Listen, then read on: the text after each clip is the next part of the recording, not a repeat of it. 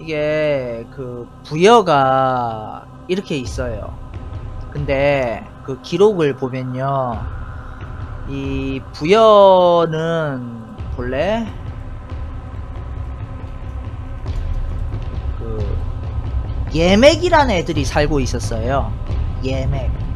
이게 예맥이 예하고 맥으로 나뉘어지거든요. 원래 이 만주지방에는 예라는 애들만 살고 있었어요. 근데 중국 여기 그 산동성 지역하고 하북성 지역에서 그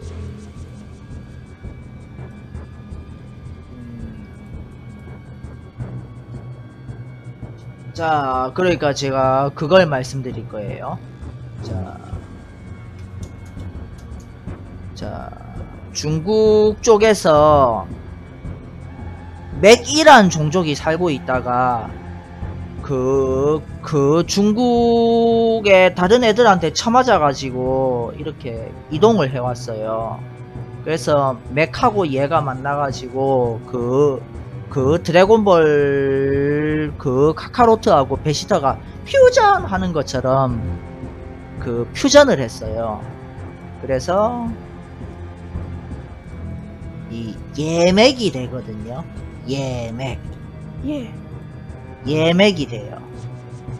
이 예맥이 되는데 우리나라 학계에서는 요런 걸 알고 있거든요. 근데 맥이라는 애들이 중국에 살다가 만주로 와서 만주에 예족하고 퓨전 합체를 해가지고 예맥이 되었다 이러면은 중국에 영향이 들어간다 생각해서 그걸 싫어해요.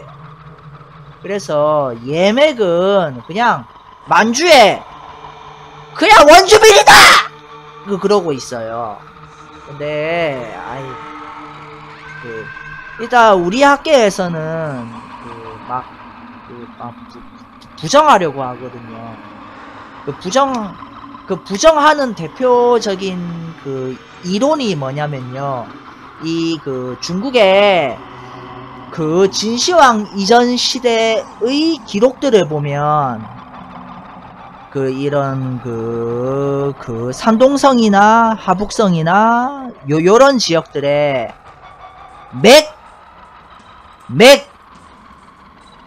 맥이란 종족이 살고 있다, 뭐 그런 식으로 적혀 있는데, 이 맥이라는 거를 이게 부정할 수 없잖아요. 기록에 나오는 거니까. 근데 우리나라 학자들이 뭐라 하냐면은, 에이, 그 맥이라는 게 말이야, 그 맥이라는 거는 그 중국 애들이 지들 북방에 살고 있는 애들을 멸시하는 칭호로 맥 이런 거야 라는 거예요. 그래서 이게 진시황 이전 때까지는 그냥 이 맥이라는 용어가 산동성, 하북성 요런 지역에 사는 사람들을 맥이라 부르다가 진시황이 중국을 통일하고 나니까 중국 사람들의 시각이 더 넓어져 가지고 그 다음부터는 그 만주에 살고 있는 사람들을 그냥 맥 이랬다. 그런 거야 그냥 라는 식으로 말을 해요, 우리나라 학자들이. 그리고 두 번째로는, 에이, 그 만주하고 한반도에 살고 있는 사람들 중에 일부가 중국에서 왔다는 증거 있어! 라는 거예요. 증거 없지? 그러면 맥은, 예맥은 다 예족 맥족 다 우리나라 원주민이야! 이러는 거예요. 하여튼 간에 맥이 중국에서 와서 만주에 살고 있는 예족하고 퓨전 해가지고 예맥이 됐거든요. 근데 예맥이 되었는데 이 예맥이 그 부여란 나라를 처음으로 세웠어요. 부여 이렇게 되거든요. 자, 부여.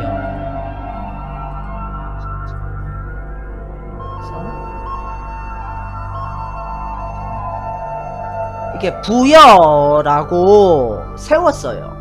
그렇게 세워가지고 오순도순 잘 살고 있었는데, 이게 부여란 이름의 뜻이 뭐냐면은 만주족 언어로 이 푸후, 사슴을 푸후라고 부르는데 이게 한자로 적힌 게 부여래요. 그리고 또 우리나라 옛말에 넓은 벌판을 부루, 벌, 비류 뭐 그렇게 불렀대요. 그래서 이 부여라는 말은 사슴이 뛰노는 벌판, 그게 부여다! 그 하여튼간에 부여란 나라가 있었는데, 그 중국 기록하고 우리나라 기록을 보면 이 중국의 머나먼 북방에 어떤 나라가 있었냐면요,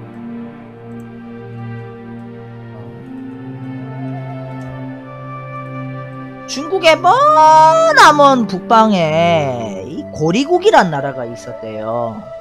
이 고리국이란 나라에서 왕자가, 그 동명이라는 왕자가 고리국에서 핍박을 받아가지고 고리국을 탈출했대요.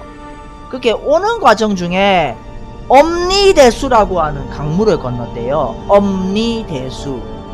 이 엄니대수가 아마도 어머니 큰 강물, 그런 뜻가거든요. 그래서 이 엄니대수가, 이게 엄니대수일 수도 있고 요게 엄니대수일 수도 있는데, 하여튼 이 엄니대수를 건너서 부여에 왔대요. 이렇게 왔는지 하여튼 간에 부여에 왔대요. 그 동명, 고리국 왕자 동명 혼자서만 온 게 아니라 동명을 따르는 사람들도 왔는데, 이 동명이 말을 잘 기른대요. 그리고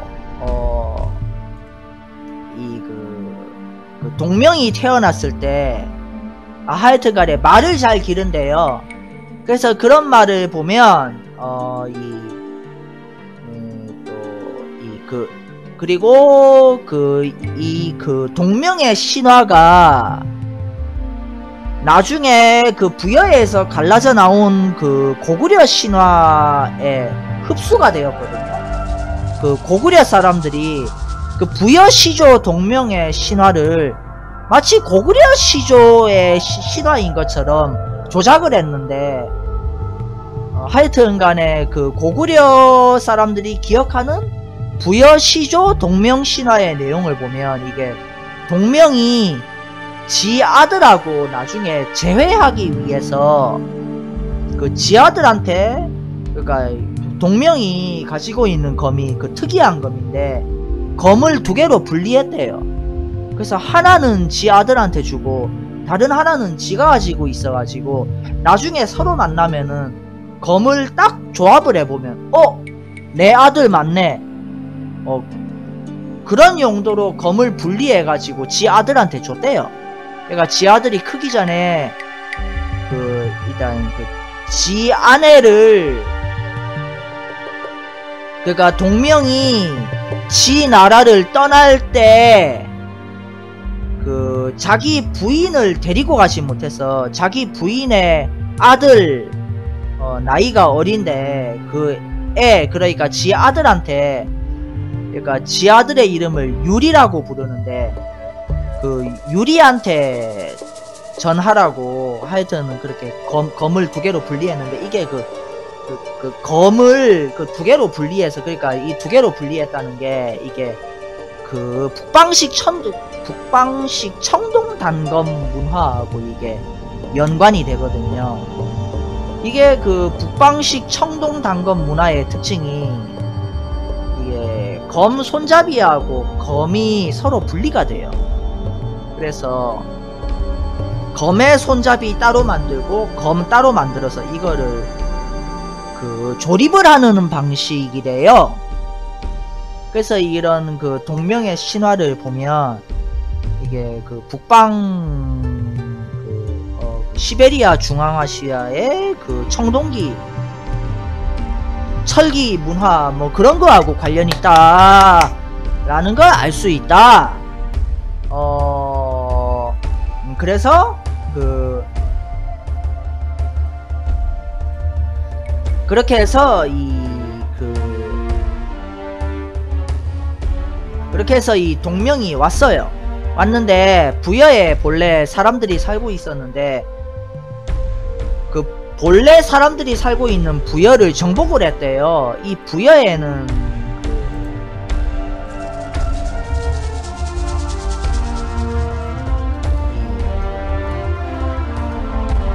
예맥의 왕이라는 자가 부여를 다스리고 있었대요. 근데 동명이 와가지고 이 새끼하고 치니까 으악하고 쫓겨났대요. 그래서 예맥의 왕은 쫓겨나서 그 동부여가 되었어요. 동부여. 예맥의 왕은 쫓겨나서 이 동부여가 되었어요. 근데 동부여에서 또 뭐가 갈라져 나왔어요. 그게 바로 졸본부여.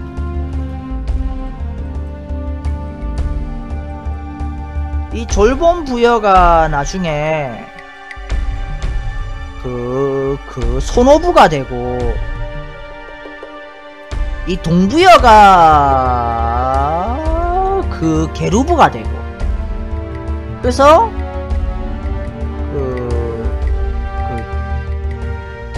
이렇게 손오부하고 계루부 이거를 합쳐서 고구려 연맹체가 되었다 라고 추측할 수 있겠습니다. 그래서 이 부여는 이 계루부, 그러니까 동부여, 손오부, 그러니까 졸본부여하고 구분짓기 위해서 이 부여는 국부여라고 부르는데, 이 북부여를 세운 그 시조 동명은 그 고리국 출신인데, 이 고리국을 다른 말로 그 생리국이라고도 부르거든요. 근데 이 색이 이게 그 스기타이를 본래는 사카라고 불러요. 사카. 그러면 보통 그쪽 고대 근동 지방에서 그리스 사람들이 항상 아시리아 뭐 이런 것처럼 끝에 뭐 리아 붙여대는데, 이게 좀 어원학적으로 깊이 파고 들어가 보면 틀린 걸 수도 있지만, 하여튼 이게 한자로 적히기 전에 본래 이름을 추정해 본다면 생리가 아니라 사카리아. 이 고리국은 바로 이 스기타이. 이 동명이 아래서 태어났다잖아요. 근데 그 동명을 낳은 사람은 처녀인데, 그 고리국 왕의 시녀인데, 이 시녀가 하늘에서 이 태양신의 정기를 받아들여 가지고 임신해서 애를 낳았는데, 그게 동명이래요.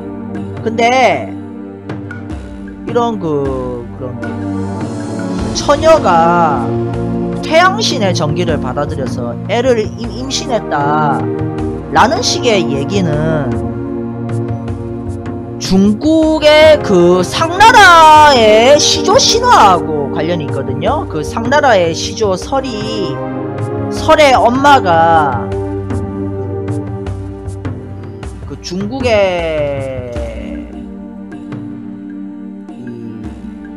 요 지역에 유용씨라는 부족이 사는데, 이 유용씨라는 부족의 처녀가 무슨 하늘에서 내려온 새가 유용씨 처녀를 임신을 시켜가지고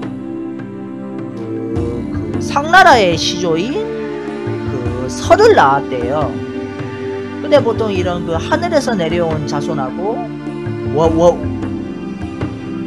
원주민 처녀의 결합으로 새로운 혈통이 태어난다. 요런 식의 얘기는 어떤 식으로 해석해야 될까라고 생각을 해보면,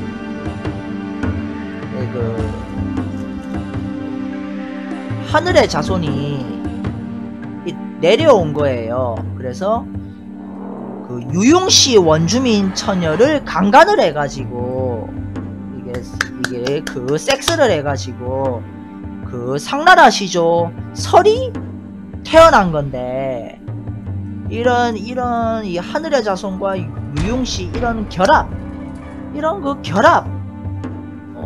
그걸로 인해서 어떤 그 종족이 탄생했는데, 그런 종족이 어느 한 지역에만 머무르지 않고 무슨 뭐 기후가 안 좋다 이러다 싶으면 자꾸 이동을 하다 보니까 결국은 중국 쪽으로 내려가서 중국의 최초의 황하 문명인 그 상나라를 세웠다, 그렇게 되거든요. 그렇게 되는데,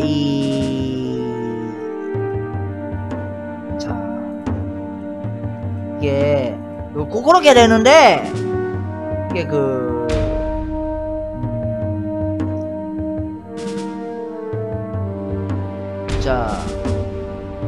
이게 그렇게 되거든요. 근데 그렇게 되는데, 그러니까 그 상나라를 세운 사람들의 고향은 어디냐? 바로 여기 만주 서쪽 요서, 여기 요서. 이 요서에 이 상나라의 조상이 있다. 그게 바로 고조선이다. 그 고고학적으로 드러났어요. 홍산 문화, 하가점 하층 문화, 이렇게 드러났어요. 근데 이런 그 하가점 하층 문화가 기후가 안 좋아져 가지고 중국 쪽으로 내려가서 그 상나라가 되었다가, 이게 그 하가점 하층 문화가 기후가 안 좋아져서 두 갈래로 나뉘어지거든요. 하가점 하층 문화의 한 갈래는 저 북쪽으로 올라가서 그 시베리아 바이칼 호수로 올라가서 산융의 조상 집단이 되었다가, 이게 또 기후변화가 또 오니까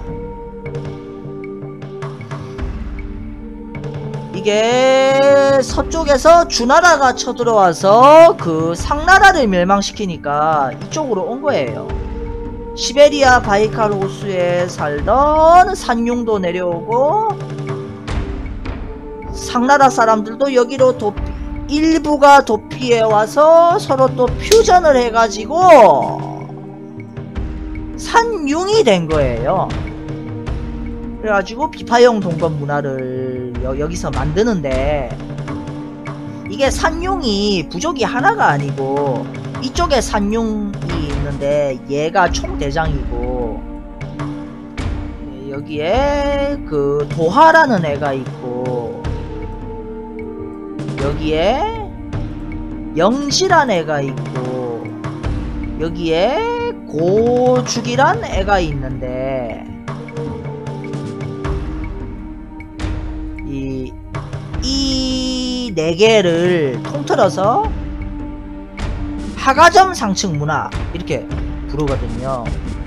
근데 얘만 있는 게 아니고, 여기 보면 발이란 종족이 또 있어요. 사슴처럼 발이 빠른 부족, 그런 뜻인데, 아마도 그 사슴을 숭배하는 토테미즘이 있나봐요. 그리고 여기 그 북한 평양 쪽에는 랑이라는 종족이 살았던 것으로 추정이 됩니다. 그래서 산융, 영치, 도화, 고죽, 발, 랑이, 이게 요런 걸 다 합쳐서 이게 어떤 그 훗날 고조선이란 큰 연맹을 세우게 되는 그런 어떤 그 관련 있는 사람들의 분포, 이렇게 볼 수 있거든요.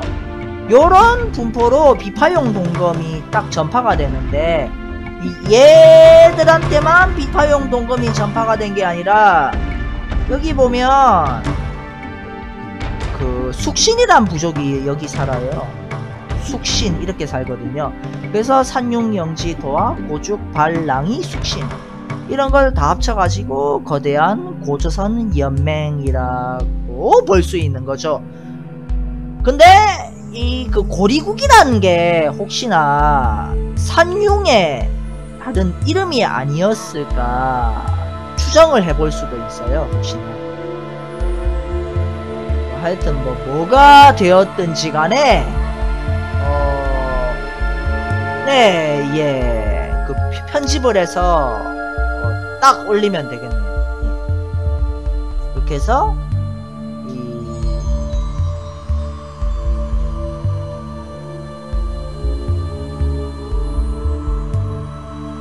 그렇게 해서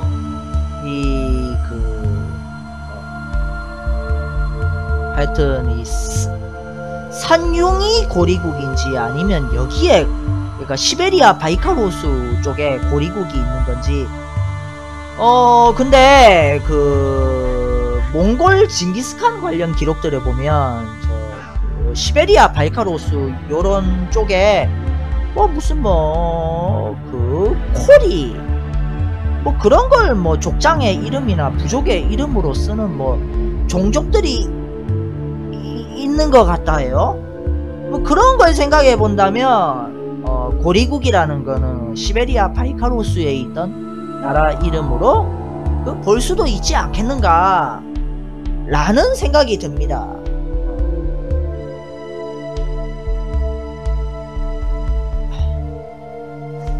자, 그래서 일단 여기까지가 부여의 기원에 대한 얘기고요. 그렇게 해서 하여튼 이렇게 해가지고 하여튼 이렇게 해가지고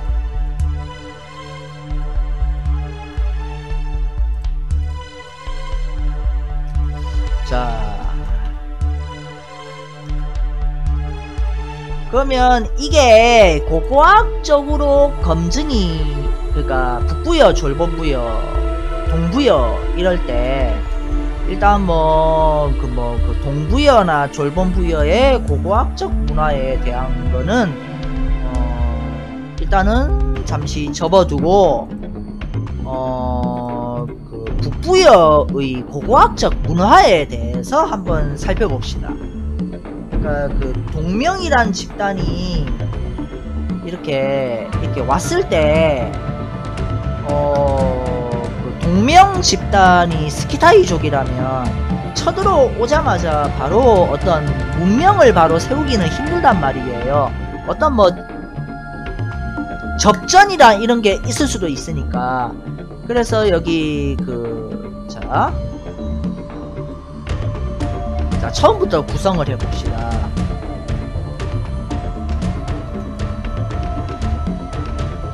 자,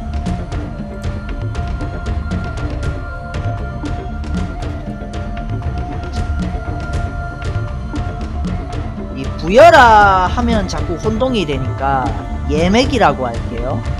이게 동명이 쳐들어와요. 이렇게 됐어요.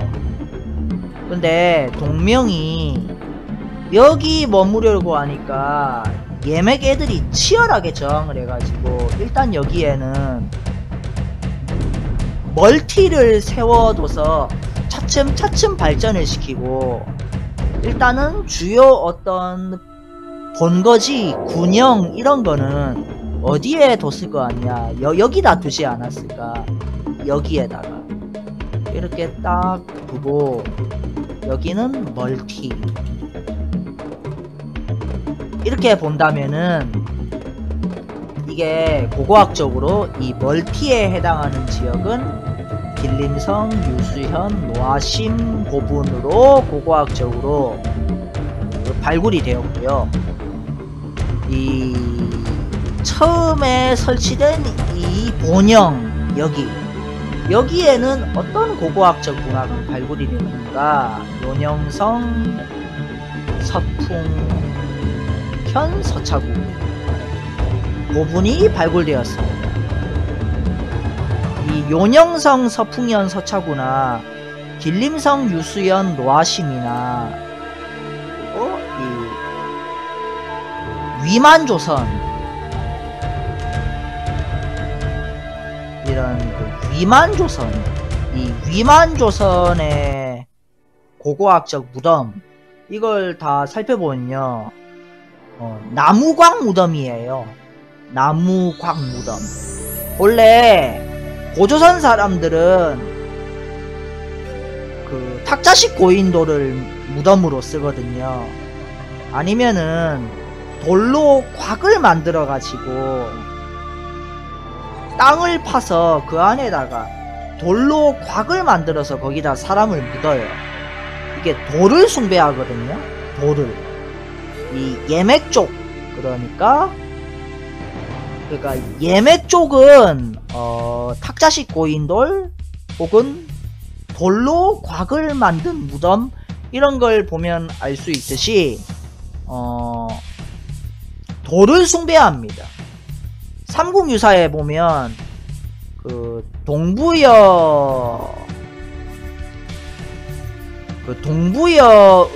2대 왕인 금화가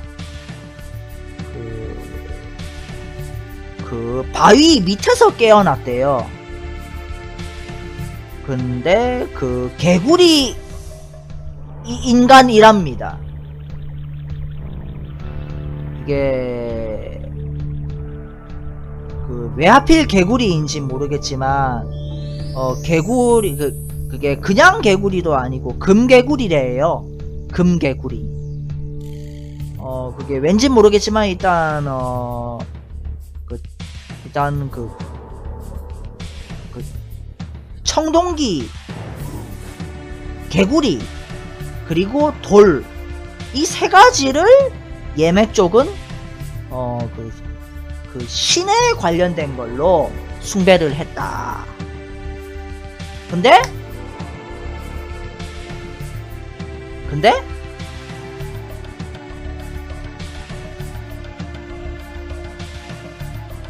이 위만은 어디 사람이냐? 위만은 어디 사람이냐면요. 자, 그 위만의 사진을 보여드릴게요. 위만.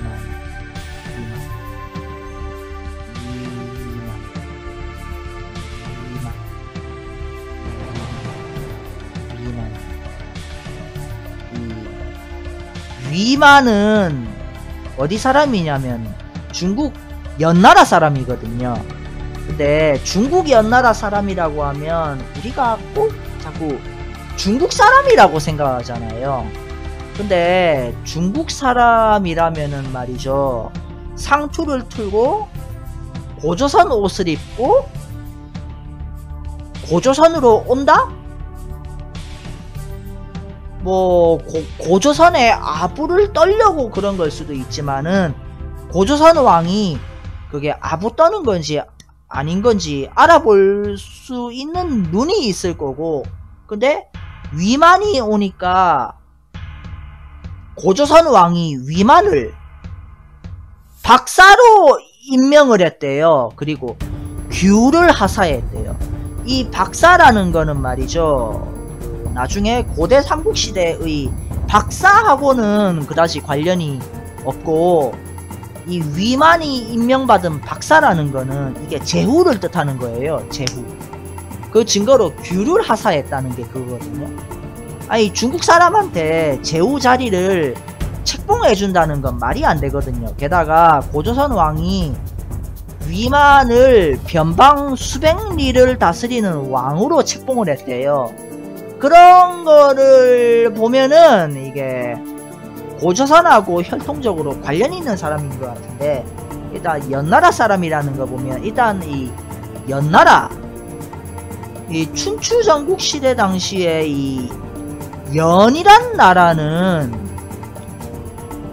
그 오늘날 우리가 생각하는 그런 어떤 통일적인 중국인의 개념으로 보면 안 되고, 진시황이 중국을 통일하고 나서야 우린 같은 중국인이란 관념이 서서히 형성되어 갔지, 춘추전국 시대 당시에는 거의 남이라고 봐도 되거든요.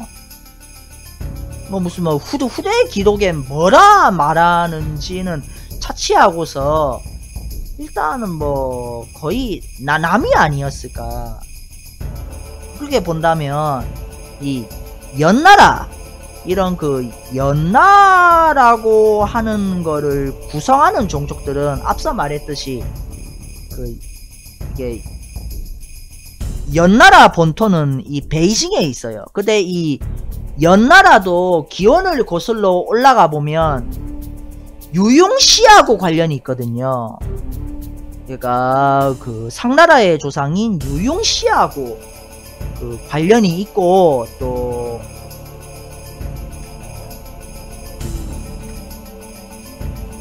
그 앞서 말했듯이 산융, 고죽, 영지,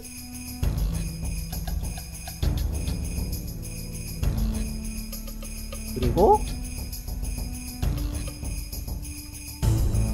도하, 그리고 이 발,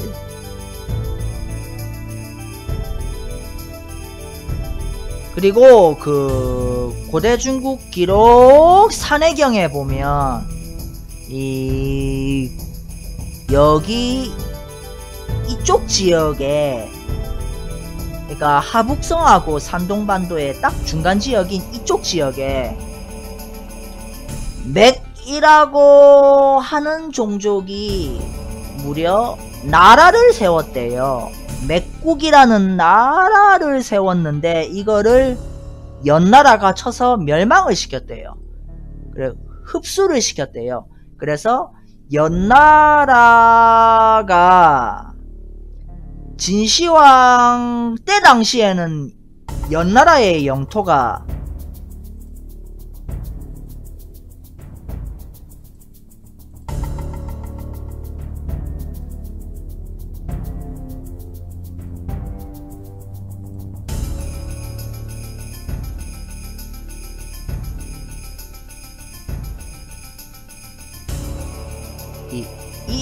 이렇게 되거든요.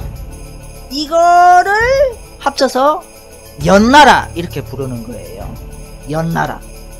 근데 이게 사마천사기를 보면 그 부록에 해당하는 책이 있거든요.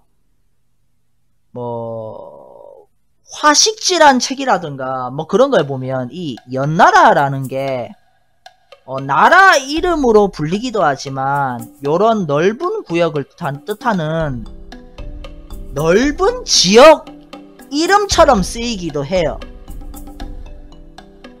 그래서 요 지역을 중심으로 세워졌던 후대의 나라들이 항상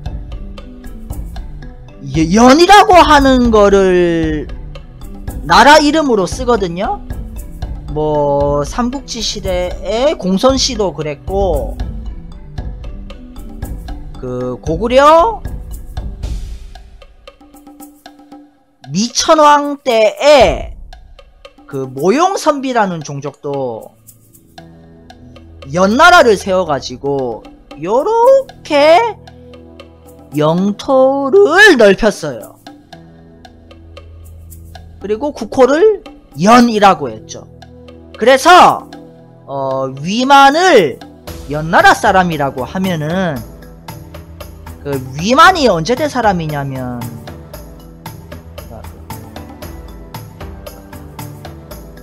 한나라 시조 유방하고 그 초나라 항우가 서로 장기판 싸움을 막 치열하게 하고 있을 때 이 위만이 이 연나라 사람인데 이 유방이 이 연나라를 그러니까 여기 지역에 있는 반란군들을 자기 세력으로 포섭을 했어요. 근데 항우를 이기고 나니까 좀 어떤 세력을 정리해야 될 필요가 있거든요. 그래서 위기감을 느낀 여기 이 지역 반란군 대장이 이름이 노관인데 그 사람이 저 북쪽에 흉노 그러니까 그 스키타이한테 도망쳐버려요. 근데 노관의 부하인 위만은 고조선으로 도망을 쳐요. 하여튼 제가 하고 싶은 말은 이 연나라 사람이라고 해서 중국 사람이라고 볼 수 없다. 연나라를 구성하던 구성원인 고조선인일 수도 있고 뭐 이런 뭐 고죽이라든가 도하라든가 요런 거하고 관련 있는 사람일 수도 있고 하여튼 뭔가 고조선하고 어떤 피적으로 관련이 있을 것이다. 그러니까 고조선이라는 거를 꼭 이 만주 한반도의 예맥으로 국한시키면 안 되고 이런 그 발, 도하, 고죽, 영지, 산융 이런 거를 넓게 아우르는 뭐 그런 걸로 보면은 하여튼 간에 그래서 더 얘기하려는 본론이 있어요. 뭐냐? 위만조선의 묘제가 나무광 무덤인데 이 용영성 서풍현 서차구도 나무광 무덤이고 길림성 유수연 노아심도 나무광 무덤인데 이런 나무광 무덤은 이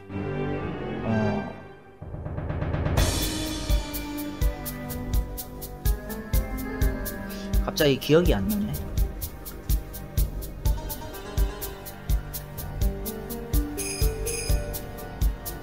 자, 이 보세요.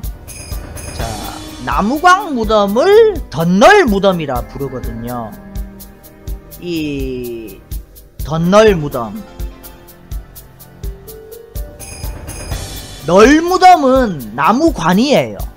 그냥 나무로 관짝을 만들어 가지고 땅을 파서 묻은 걸 널무덤이라 불러요. 그냥 나무 널. 그냥 땅을 파보니까 나무 널만 있네? 이거고. 근데 나무 곽은 나무로 곽을 만든 거예요. 아니 나무 관하고 나무 곽은 무슨 차이야? 싶은데 이거를 아주 쉽게 설명해 줄 수 있어요. 뭐냐면 시베리아 하우스. 자, 그 청동기 시대나 철기 시대 시베리아의 집이 어떻게 생겼냐면, 그러니까 엔시엔트 브론즈 에이지 시베리아 하우스.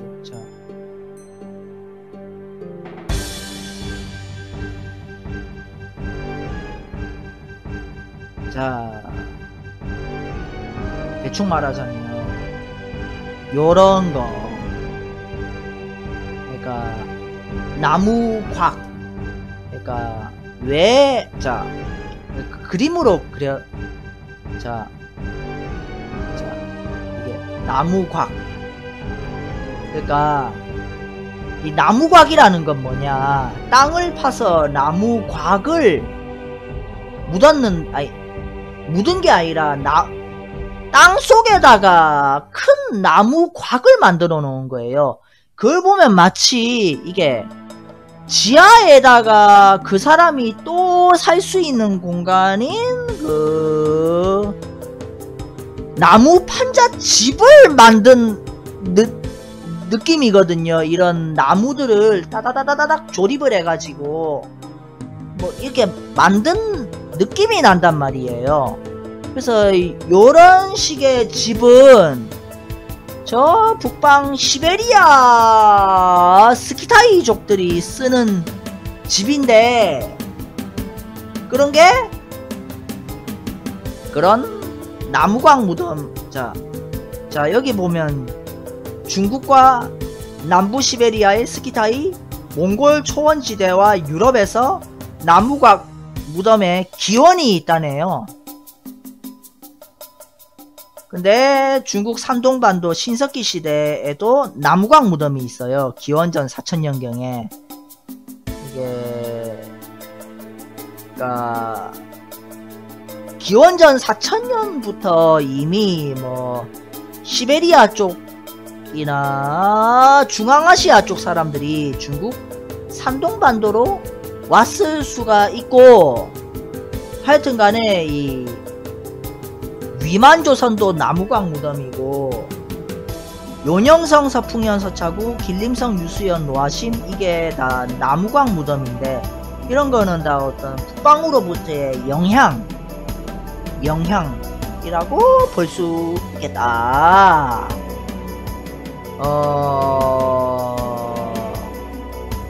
자, 그러면 그 다음네요. 그러면 길림성 유수연 노아심에서는 어떤 유물이 나오고, 요녕성 서풍현 서차구에서는 어떤 유물이 나오냐? 이게 그 스키타이랑 관련이 있어요. 자, 봅시다.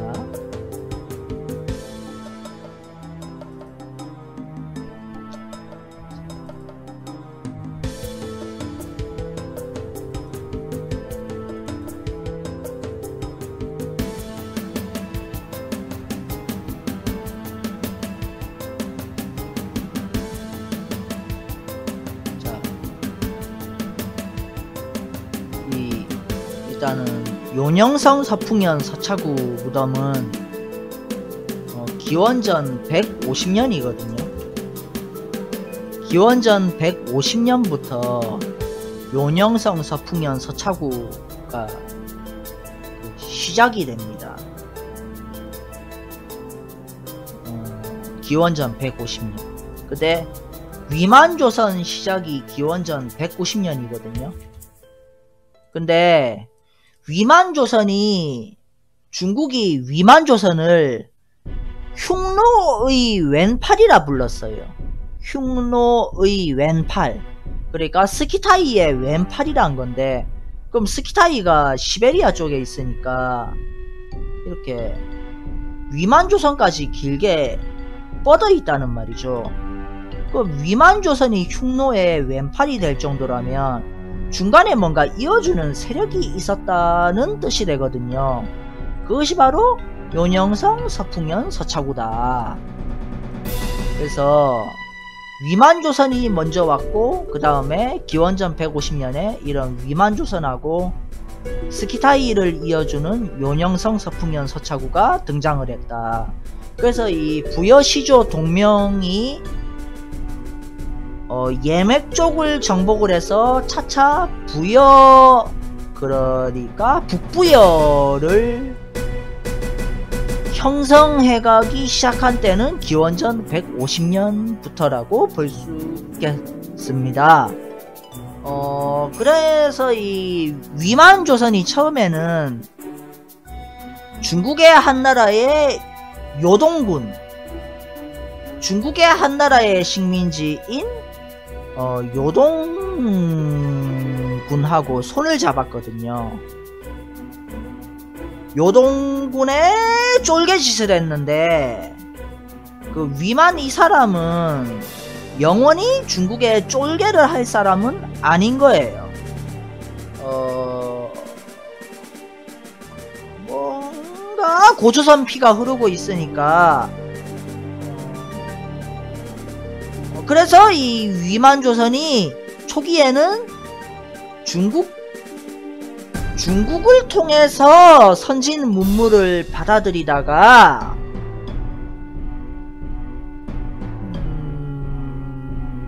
이게 그 부여의 지배층이 스키타이 혈통일 것이다 라는 것이죠.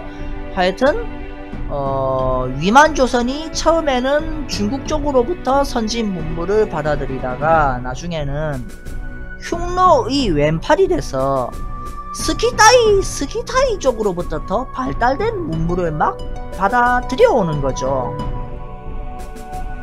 그거를 이어주는 매개체로 부여시조 동명이 왔다!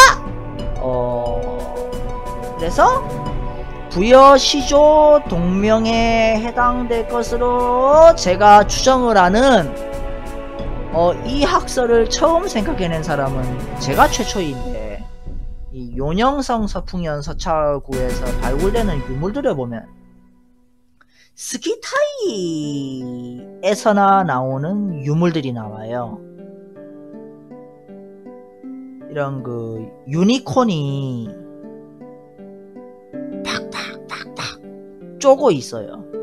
팍팍팍팍 쪼고 있으니까 이 그 표범인지 호랑이인지가 앙 하고 무는데 유니콘 그리핀 같은 게 콕콕콕콕 존나 아프다 콩콩콩콩 존나 아프다고 이러면서 서로 싸우고 있거든요.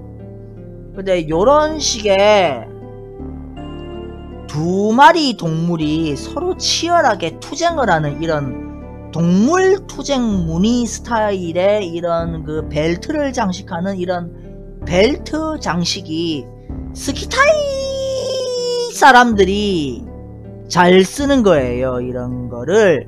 그리고 그 페르시아 궁궐에도 비슷한 게 나옵니다. 페르시아 페르세폴리스 동물 투쟁. 여기 보면 자 비슷하죠? 이 비슷하죠? 하는데 이게 달라요. 이거는 표범이나 호랑이 같은데 요거는 사자예요. 이게 고대 근동 수메르 아카드 바빌론을 대표하는 짐승은 사자인데 사자가 유니콘을 앙 하고 물고 있어요.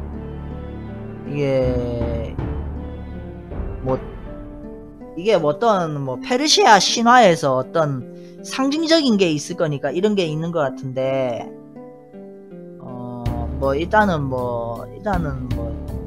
세부적으로 보면 차이가 있지만 비슷합니다.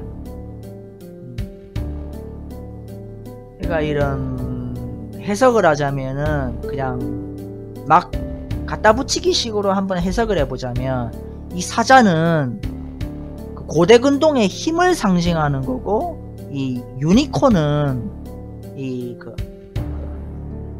하늘에서 내려오는 동물. 이 성경 시편에 보면 그 킹 제임스 성경 시편에 보면 유니콘이 하늘에서 내려온다 그런 게 있거든요. 그러니까 고대 시대에 저 하늘이라는 거는 뭐 진짜 하늘일 수도 있지만 저 시베리아 같이 머나먼 곳을 하늘에서 내려왔네 하여튼 이게 유니콘은 어떤 머나먼 북방을 상징하는 동물. 대충 혹시나 그렇게 본다면 이게 서로 이렇게 정반대로 되어 있는 거죠. 여기서는 수메르가 머나먼 북방을 이기고 있는데 여기서는 머나먼 북방이 콩콩콩콩 쥐어받고 있네. 그래서 하여튼 이런 요녕성 서풍현 서차구 이곳에서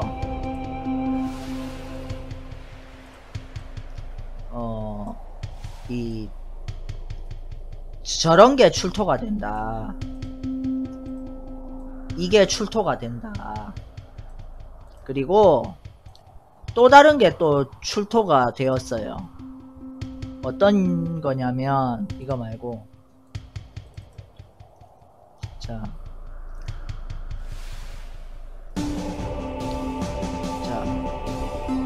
이것도 요녕성 서풍년 서차구에서 출토된 그 벨트 장식이거든요. 여기 보면 그 스키타이족 옷을 입은 사람이, 스키타이족 털 모자 쓰고 있는 사람이 그 스키타이 스타일 철검을 허리에 차고 있는데 이 마차가 오고 있어요. 마차가. 이 마차는 이게 좀 중국 느낌이 나지만은 완전 이거를 꼭 중국이라고만은 볼 수 없는 게, 고고학적으로 발굴을 해보면 이 위만조선에 뭐 그 전차인지 마차인지는 모르겠지만 위만조선만의 독특한 스타일을 한 마차가 발굴이 됩니다. 그래서 이게 위만조선의 마차라고 해석을 해본다면 위만조선하고 흉노가 서로 교류를 했다는 그런 어떤 거일 수도 있고, 하여튼 요런 것도 출토가 돼요. 이거 그림으로 그린 건 이건데,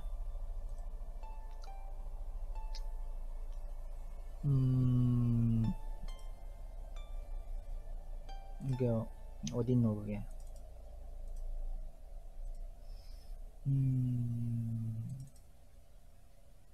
자 이거입니다. 요거를 그림으로 그린 게 이거예요. 이거.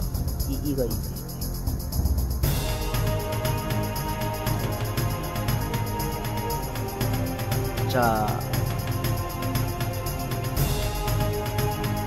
이 요녕성 서풍현 서차구에서는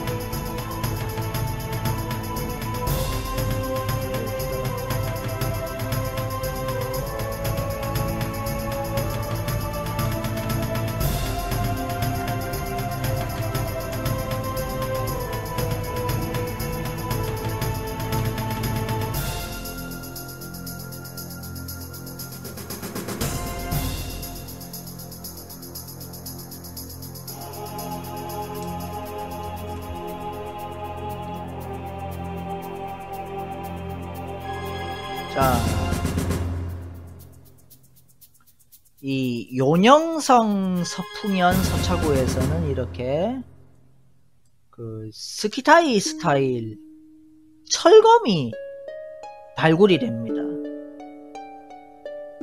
그래서 이 요녕성 서풍현 서차구는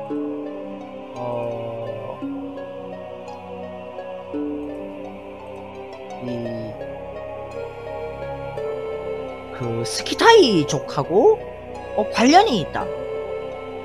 근데 중국 고고학계에서는 이 요녕성 서풍현 서차구를 부여하고 관련된 고고학 문화로 보고 요녕성 박물관에 그 부여 전시실에 전시를 하고 있거든요. 이게 뭐 하여튼 그래요.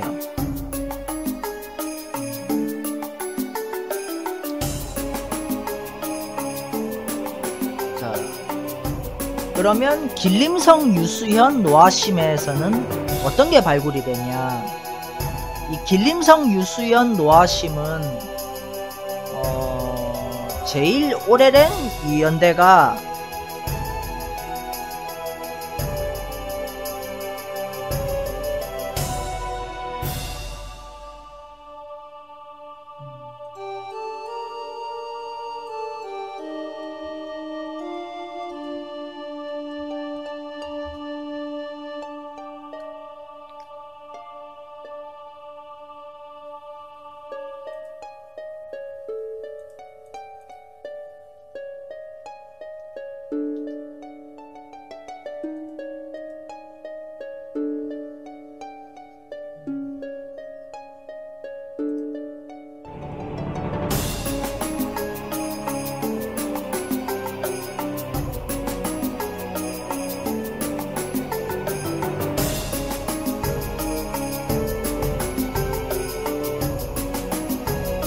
잠깐만요.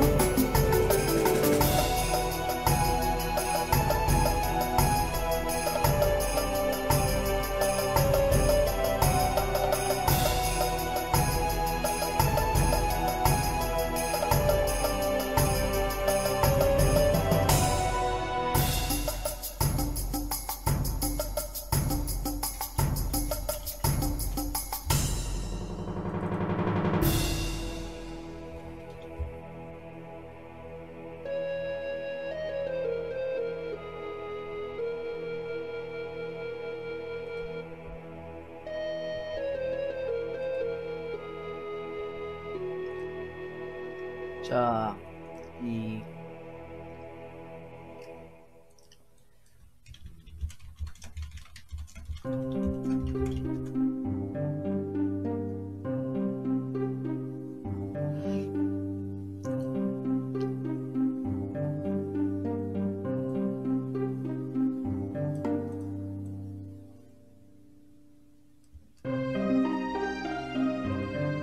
잠깐만요.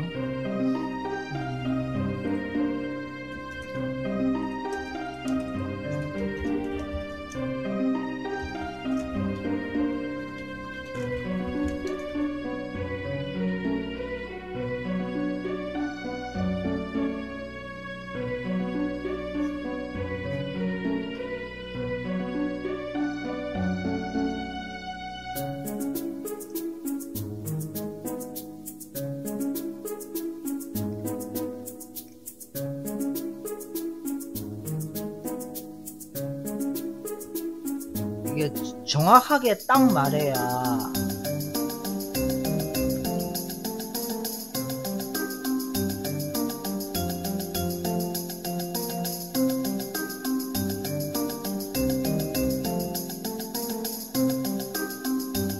정확하게 딱 말해야 된다.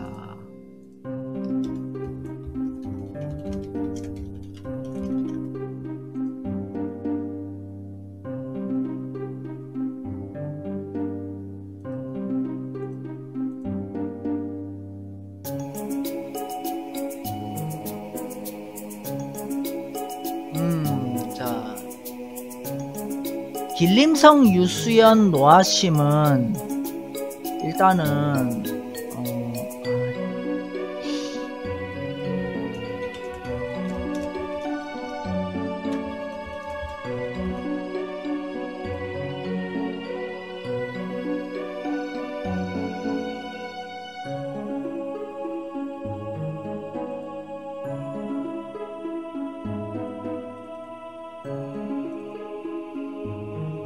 자, 이 길림성 유수연 노아심 유적은요, 제일 오래된 땅속 지층이 그 서단산 문화 지층이에요. 이게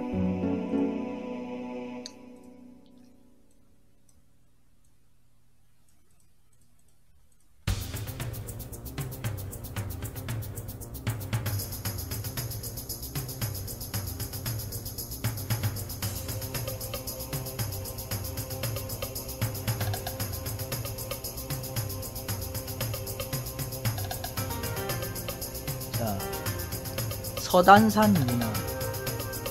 제가 그 서단산 문화가 구체적으로 정확한 위치 제가 어렴풋이 기억해서 그냥 대충 표시할게요. 귀찮으니까. 자, 이렇게 서단산 문화가 있었는데 아니지 서단산 문화가 여기 있으면 위에 무슨 뭐 그 백금보 문화, 이 우리나라 고고학계가 이 재미가 없는 게 이 그 동명이 내려왔다는 그 중국의 머나먼 북방에 있다는 고리국을 시시하게, 고리국 무려 나라국인데 그냥 일개 문화에 불과한 백금보 문화가 고리국이다 이러는 거예요. 아, 그 시시하게 쓰리.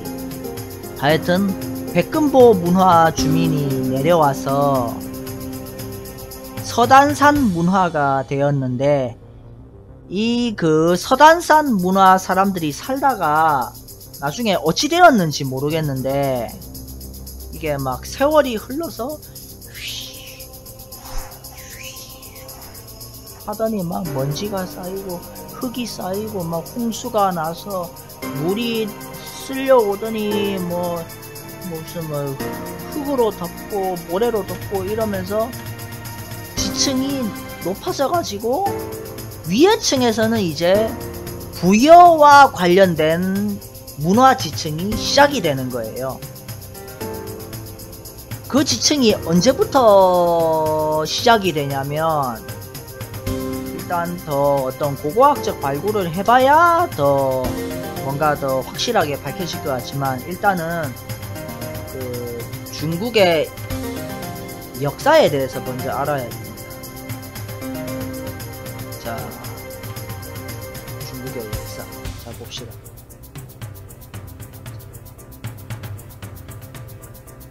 자, 진시황이 있잖아요. 그 다음에 초나라 한나라 싸움. 그 다음에 자, 크게 합시다. 진시황, 초나라 한나라 싸움. 그 다음에 정리되고 나서 한나라 시즌 1. 한나라 시즌 1. 그리고 그 다음이 한나라 시즌 1을 깽판을 친 왕망의 새로운 나라인 신나라.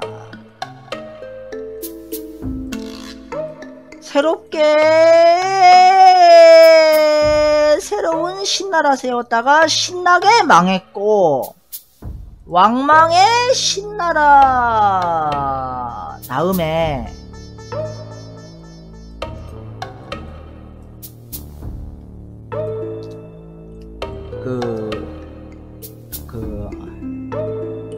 한나라 황족 유씨의 친척이 유수란 사람이 있는데, 그 유수가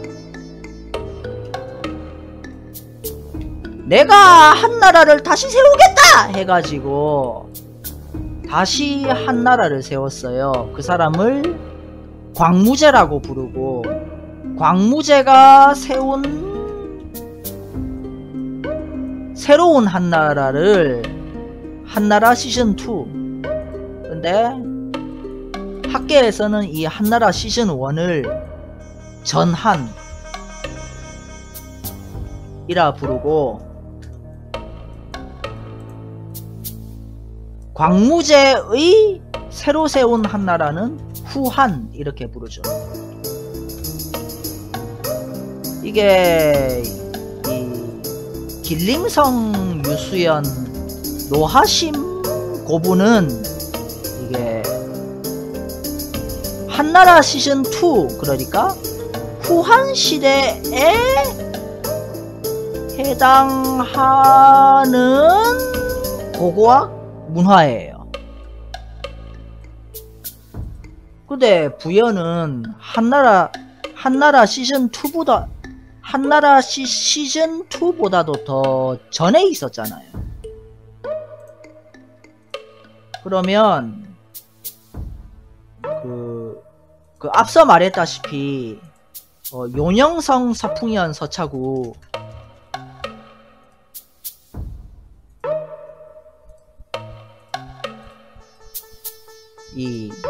이쪽에 있던 이 용영성 서풍현 서차구가 부여 시즌 1이고 길림성 유수연 노아심이 부여 시즌 2 뭐 그렇게 볼 수 있겠는데, 자 부여 시즌 1 그러니까 동명 부여 시즌 1 이렇게 봐야겠죠. 동명 부여 시즌 1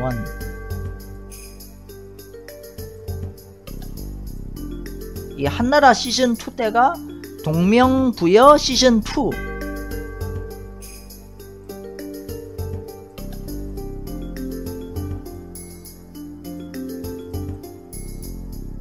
뭐 대충 이렇게 볼 수 있겠습니다.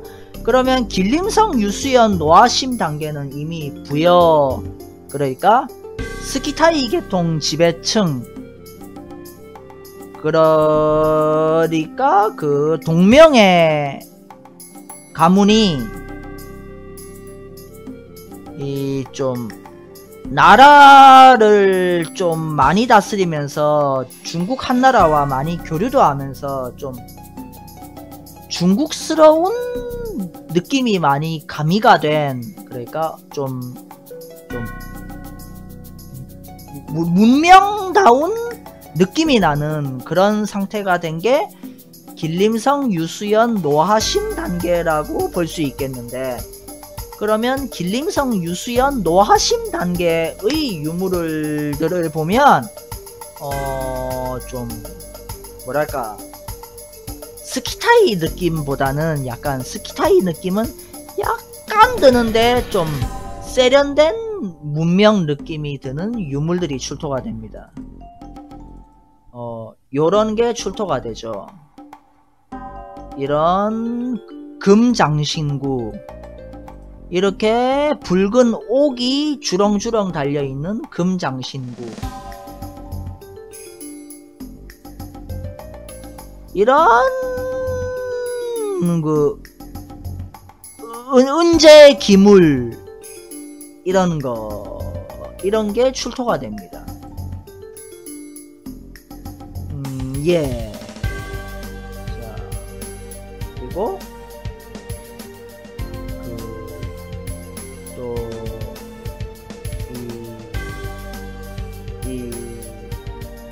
아이님 어서오세요. 그리고 자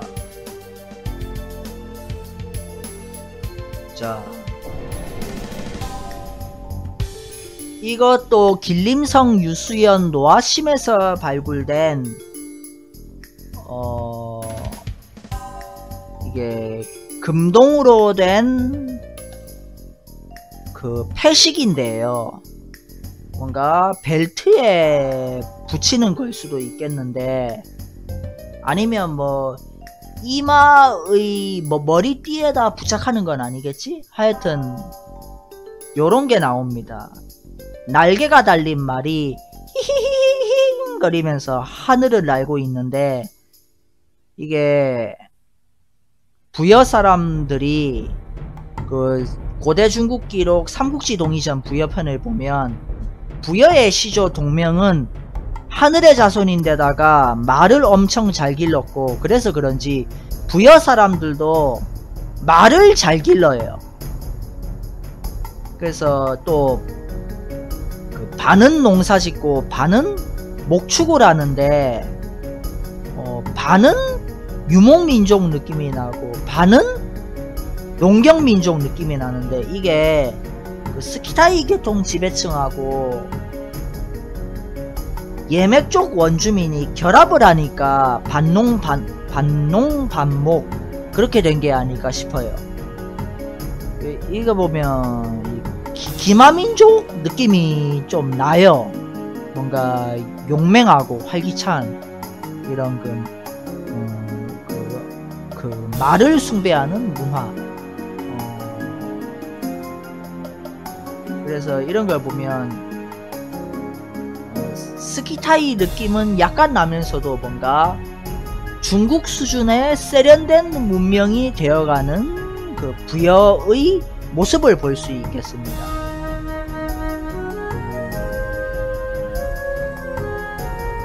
그래서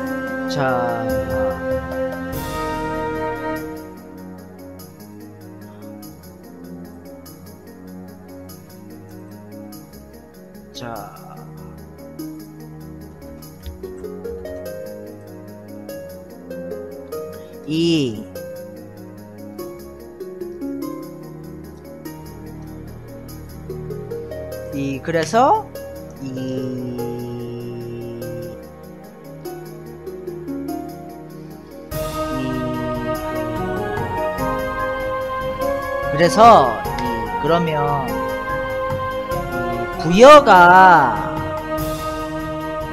이 외에도 뭐 부여가 뭐 스키타이라든가 아니면은 그 스키타이를 제후국으로 삼았고 스키타이하고 여러 번 충돌과 교류가 있던 그 페르시아 키루스 다리우스 크세르크세스의 페르시아 아케메네스 왕조와 그 부여가 어떤 관련이 있지 않을까?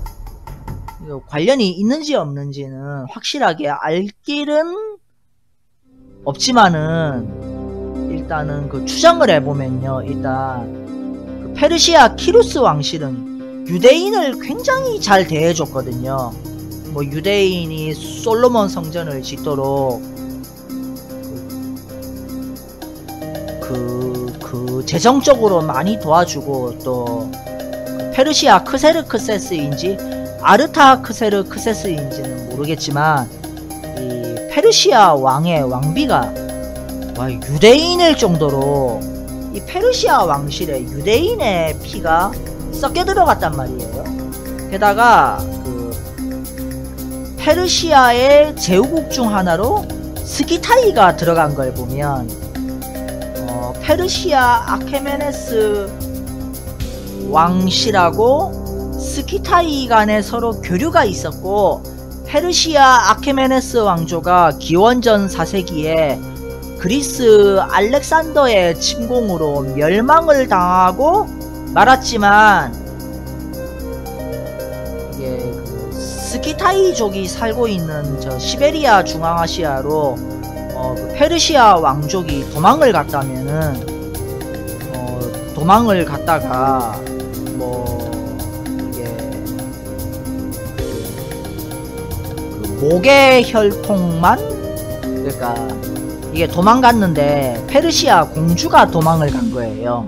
그래서 페르시아 공주가 도망을 갔는데 자꾸지가 나는 이놈들, 나는 신성한 태양신 아후라 마즈다의 딸이니라 내 이놈들! 이러니까 그 스키타이족이 배빵 때려버리고 납치를 한 거예요. 아니 뭐라고 지랄하는 거야. 배빵 한 다음에 납치를 해간 거예요. 그래서 그 스키타이족 오리국 그 대족장에 그 나무 토막집에 납치가 되어가지고 그 속에서 온갖 간광과 능욕을 당해가지고 애를 낳았는데, 낳고 보니까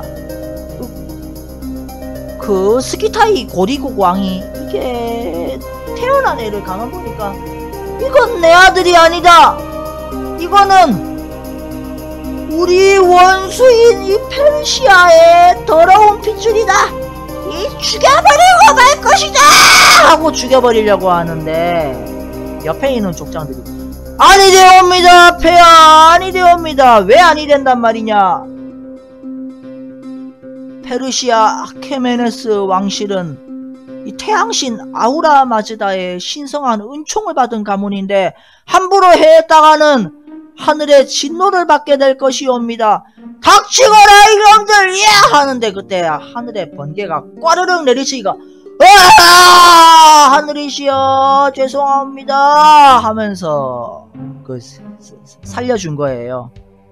그래서 애가 결국은 응애 하고 태어나고 나오니까 이 애의 이름을 동방의 땅에서 다시 태어난 미트라라고 부르거라. 그래서 이걸 한자로 뭐라 적을까요?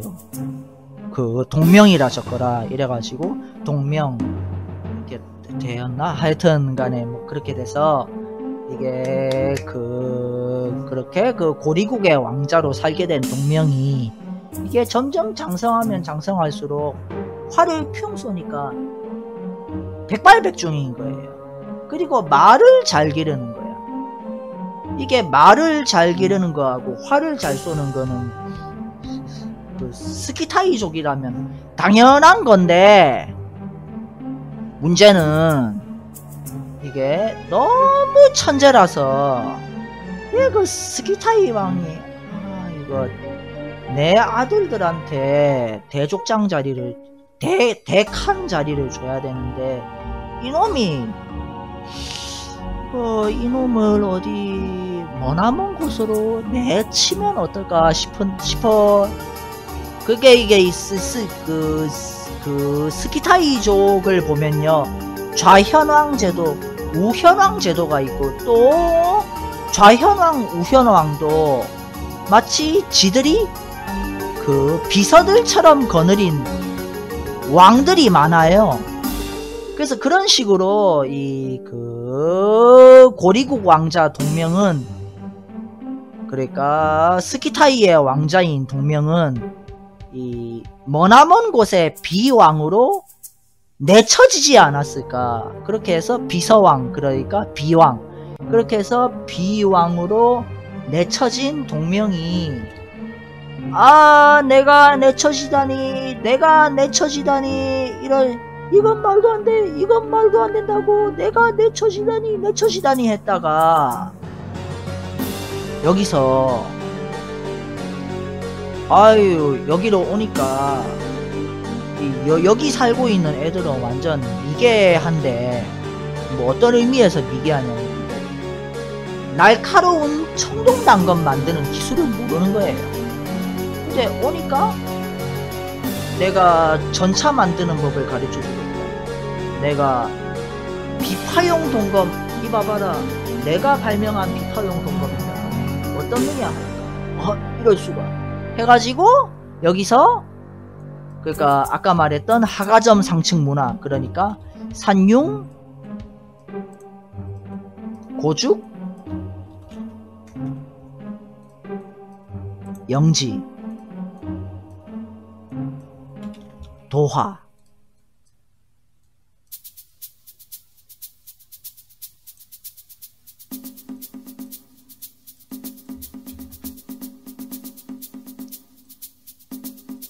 이게 신기한 게 산융 고죽 영지 도화 이게 얘네들 관련해서 고고학적으로 발굴된 거 보면 얘네들이 숭배하는 토템들이 있어요.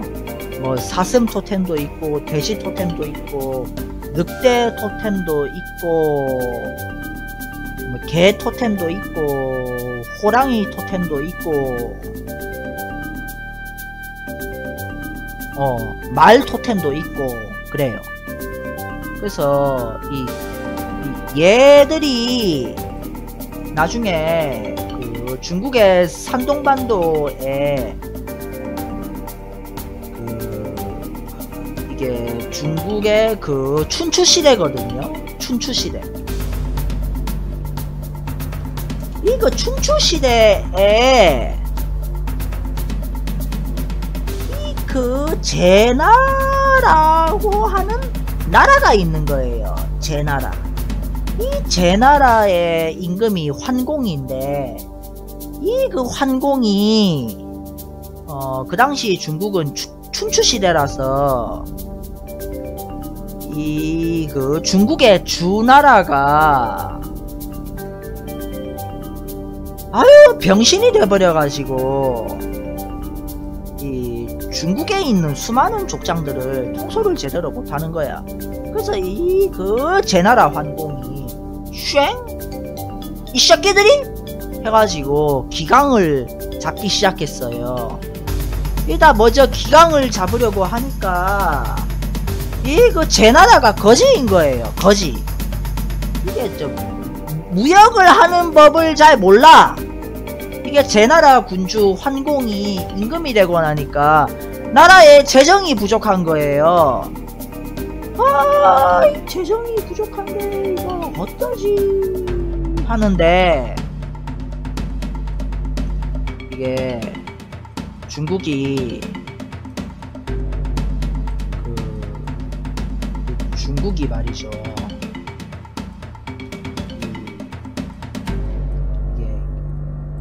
이게 날씨가 추운 겨울만 되면 아우 존나 추운 거예요. 여기 사람들이 말이에요. 그래서 이게 막 따뜻한 가죽옷이 필요한데 호랑이가 중국엔 적게 사는가? 모르겠지만 하여튼 적게 사는가? 근데 호랑이도 많이 살고 존나게 바글바글 살고 아니 호랑이 가죽이 호랑이 털이 그렇게 좋고 또 물개 가죽이 그렇게 좋은 곳이 여기 만주 한반도인 거예요. 근데 그거를 그런 거를 딱 쥐고 있는 애들이 여기 발숙신 이거인 거예요. 발숙신. 이게 이 발숙신 이게 뭐 바다 건너 가면 되는데 이게 뭐 무슨 뭐 제 나라가 뭐 배 만들어서 가면 되는 거니까 별 걱정할 건 없는데 이게 제 나라가 중국의 산동반도 전부를 다 지배하고 있는 애들이 아니에요. 이 제 나라의 이 변방 요 지역에 무슨 뭐 구이라고 불리는 종족이 살거든요. 구이. 그 9개의 야만족들이란 뜻인데 이 구이 이거를 다른 말로 동이라고도 부르거든요. 이 구이가 여기도 살고 여기도 살고 중국의 난징 지역에도 살고 이라는데 또 다른 애들이 여기 한반도에도 사는 거예요. 이런 그 해변가 요런데 여기도 살고 여기도 살고 이러는 거예요. 그래서 이런 어떤 교류를 증명해주는 것들이 이게 이 만주의 요동도 그렇고 여기도 그렇고 여기도 그렇고 여기도 그렇고 중국의 산동반도 난징 뭐 이런 지역들에 그 탁자식 고인돌 이런 것들이 있거든요. 중국 한나라 때까지만 해도 이런 그 중국 산동반도 지역에도 탁자식 고인돌들이 있었어요. 근데 그 중국 사람들이 막 그거를 막 부셔가지고 뭐 무슨 뭐 그 건물 짓는 데다 가져다 쓰고 그러는 바람에 많이 싸그리 그 사라져 버렸는데 하여튼 있었대요. 그 고대 중국 한나라 시대 기록에 나와요. 그런 게.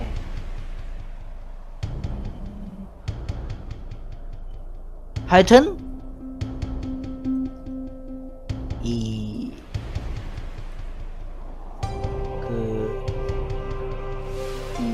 이게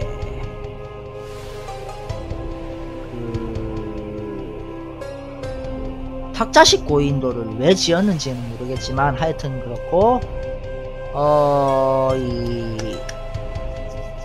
이 제나라가 이 발숙신한테서 호랑이 가죽, 표범 가죽, 물개 가죽을 이 수입을 해오려면은 이게 중개상을 거쳐야 되거든요. 이런 구이 이런 애들 중개상을 거쳐야 돼서 가격이 올라가는데 이 발숙신 얘네들이 거기다가 가격을 더 덤터기로 올리는 거예요. 그랬더니 이 제나라 황공이 이런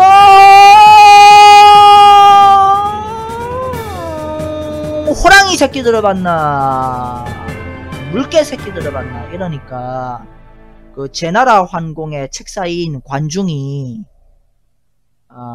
그 가격대로 이게 물건이라는 건 말이죠. 그 부르는 게 가격이에요. 그래서 부르는 대로 해줘야 돼요. 그래서 하라고 그렇게 해서 했어요. 그렇게 해서 이게 제나라 쪽에서는 이런 그 발숙신 이런 애들이 제나라로 수출을 하는 거를 제나라는 완전히 교만방자하게도 이걸 조공 이러는 거예요. 싸가지 없게. 이 중국 애들은 뭐 옛날부터 그 교만한 데가 있어가지고 아니 우리는 수출을 하는데 지들은 지들이 조공을 받았대.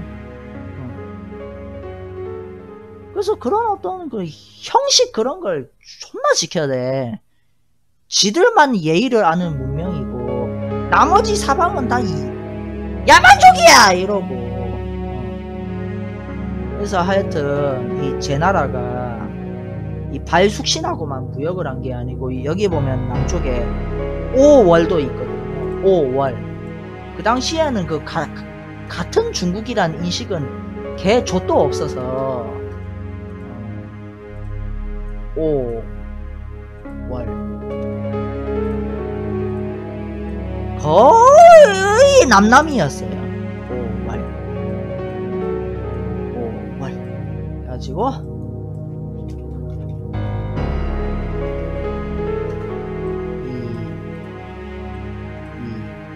제나라가 5월하고도 교역을 하고 발숙신하고도 교역을 하고 또 어디하고도 교역을 했냐면 이 제나라가 참 먼 데까지 교역을 한 것 같은데 그 중앙아시아의 나라들하고도 뭐 그 교역을 했다는 식으로 뭐 대충 그렇게 적혀 있습니다. 이집트 문명과 중국 문명이 대결한다면 누가 이기가? 당연히 이집트가 이깁니다. 걔 박살을 내버려요. 예. 자, 그래서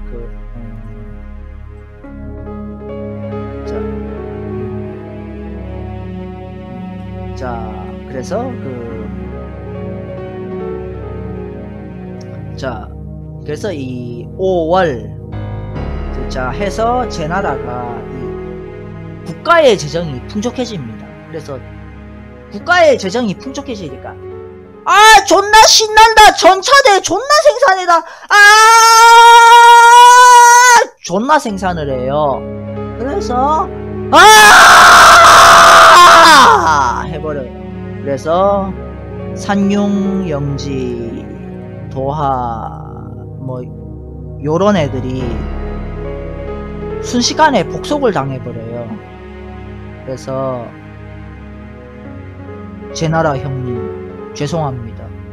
저희들은 이제부터 제나라의 쫄개입니다. 이러는 거예요. 산융, 고죽, 영지, 도하가 싸그리 제나라의 쫄개가 돼버린 거예요. 그래서 쫄개가 되기를 싫어하는 사람들이 싫어! 쫄개가 되기 싫어! 하면서 와요. 그래서 두 갈래로 나뉘는데 하나는 그렇게 건너온 사람들이 도하로 추정이 되거든요. 이게 고고학적으로 이런 게 드러납니다. 이 도하의 고고학적 유적지가 12대 영자인데 이 12대 영자 비파용 동검 문화가 여기로 넘어와요. 여기로 넘어와서 정가화자 비파용 동검 문화가 됩니다. 그리고 넘어오지 않은 애들은 넘어오지 않은 애들대로 끙하고 버티다가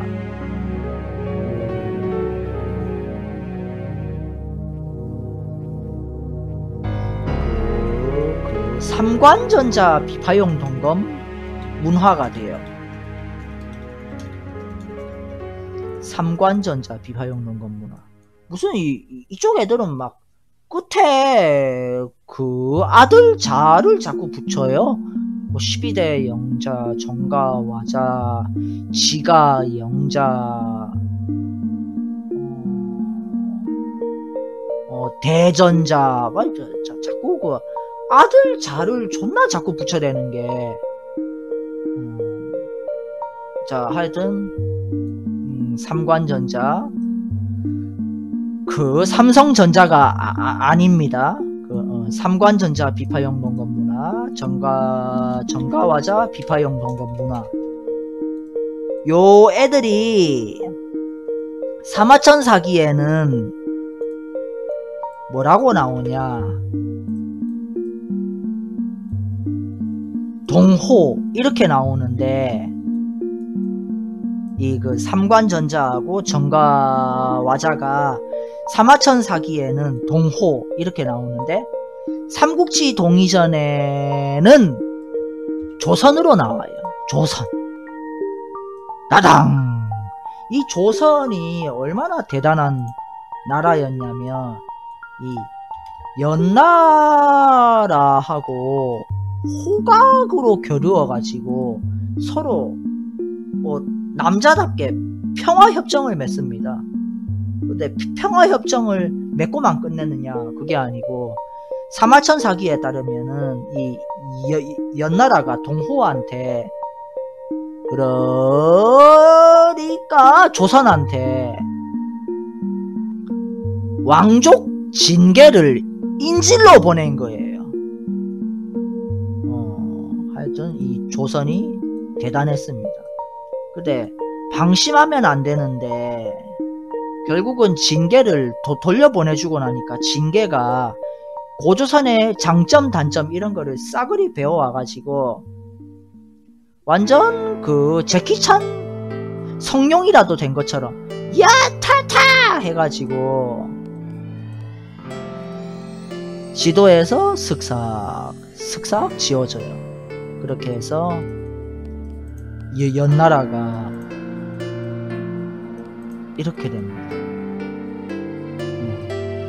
너무나도 비참한 우리 역사. 그래서 고조선의 영역은 이렇게 돼버려요. 이렇게. 그러니까 잘 나갈 때 너무 깝치지 말아야 되는데 그러면 그 당시 조선왕은 뭐하는 새끼냐, 이 새끼 단군의 자손 맞나 싶은데 그 단군의 자손이 아니에요. 삼국지 동의전에 따르면 기자의 자손입니다. 그러니까 상나라의 왕족 기자의 후손이래. 중국 사람이 중국 사람한테 개기다가 쳐맞았다. 그렇게 되네요. 그래서 그 기자의 후손인 조선왕이 여기 그 북한 평양으로 찌그러들어서 이렇게 되었는데 이 연나라가 진시황한테 망하고 나서 연나라는 그냥 행정구역의 이름처럼 돼버렸는데 연나라 사람인 위만이 와가지고 기자의 후손인 조선왕을 타타타 해버려서 그 전라도로 쫓겨나버려요. 그렇게 해서 위만조선이 짜잔 하고 나타나는 겁니다. 점점 비참해지는 우리 역사. 자, 근데 그 역사라는 게 어떻게 맨날 우리만 이길 수 있어요? 자, 아이고 돈터치 맨님, 돈터치 미님 어서오세요. 어서오세요. 자, 해서 위만조선이 이렇게 딱 나타났고, 하여튼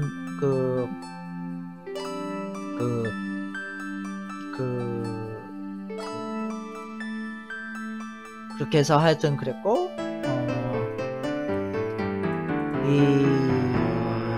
자, 그래서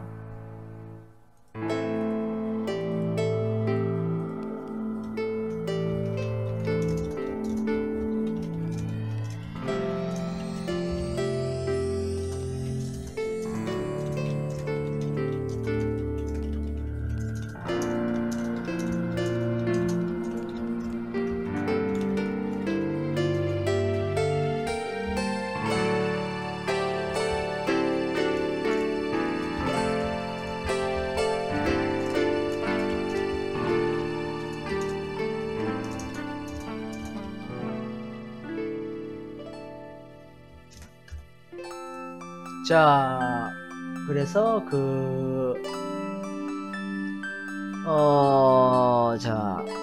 백제가 부여에서 갈라져 나왔잖아요. 근데 백제의 시조인 온조왕이 주몽의 아들이라고 불리잖아요. 근데 이 주몽이라는 것 자체가 부여의 시조인 동명을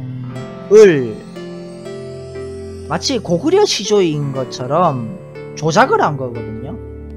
그래서 이 백제의 시조인 온조왕의 아버지 동명은 사실 부여의 시조인 동명이고, 온조하고 비류 이 두 형제가 만약에 실존했다면, 아이고 어서오시게 서영윤 장군, 어서오시게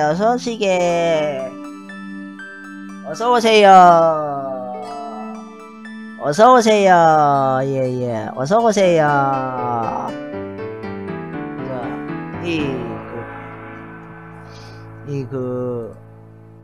우리 보통 보면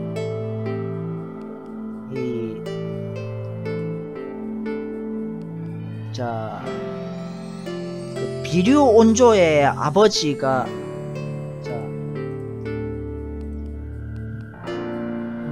아이고 어서오세요. 자, 이 비류 온조, 이 백제,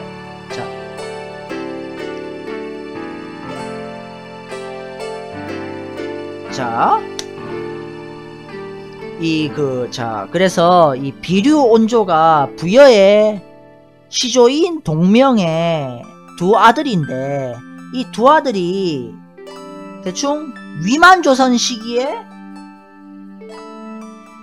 자 이게 어떻게 되는 거냐면요.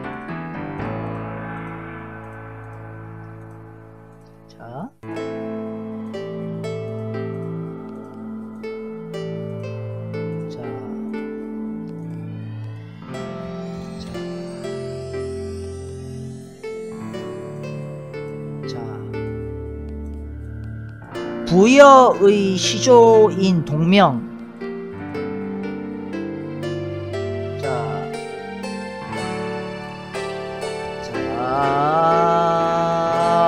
홀라님 어서오세요. 자, 스키타이 왕자인 동명이 와가지고 부여 원주민인 예맥족을 쫓아내서 동부여가 되게 했어요.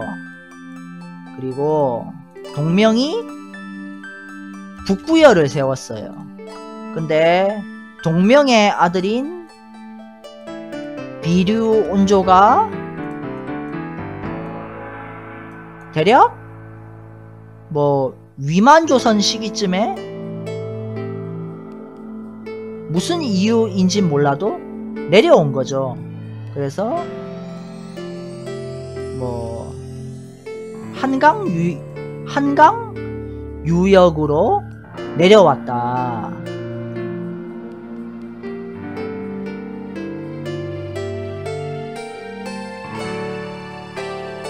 이렇게 보면 백제의 역사가 700년이 아니라 900년으로 확 연장이 되는 겁니다.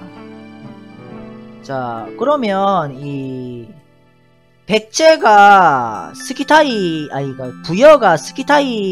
부여의 지배층이 스키타이 혈통이고, 이게 뭐 페르시아 키루스 다리우스 그런 그 아케메네스 왕가와 뭐 관련이 있다면 어떤 좀 흔적이 있어야 되지 않겠느냐 싶으면은, 백제 1대왕이 온조잖아요. 그러면 2대왕,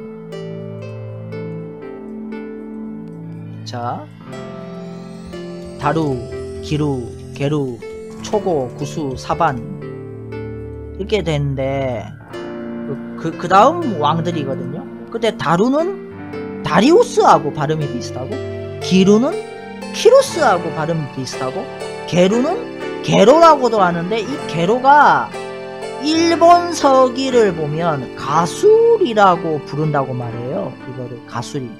근데 가수리? 크세르? 크세르 크세스? 이러면은 또 비슷하고, 뭐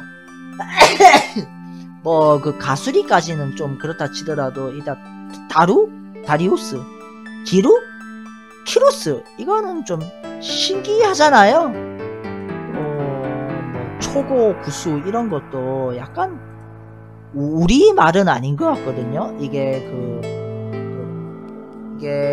그 몽골 징기스칸 당시에 뭐 기록이 있어요. 뭐 몽골 황금사라는 기록인데, 제가 본 기억을 토대로 말하자면 그 동북아 역사재단이 번역을 한 건데, 거기 몽골 족장들 이름 중에 뭐 그 초고 그런 게 나와요. 초고 뭐 그런 거. 그래서 이 좀 이런 거 다루, 기루, 초고 이런 것도 좀 우리말보다는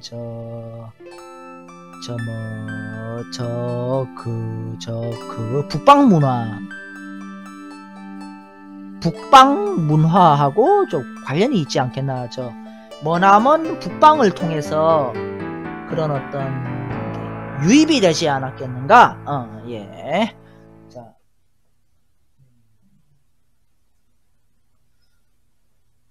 자, 그래서 그래가지고 그래서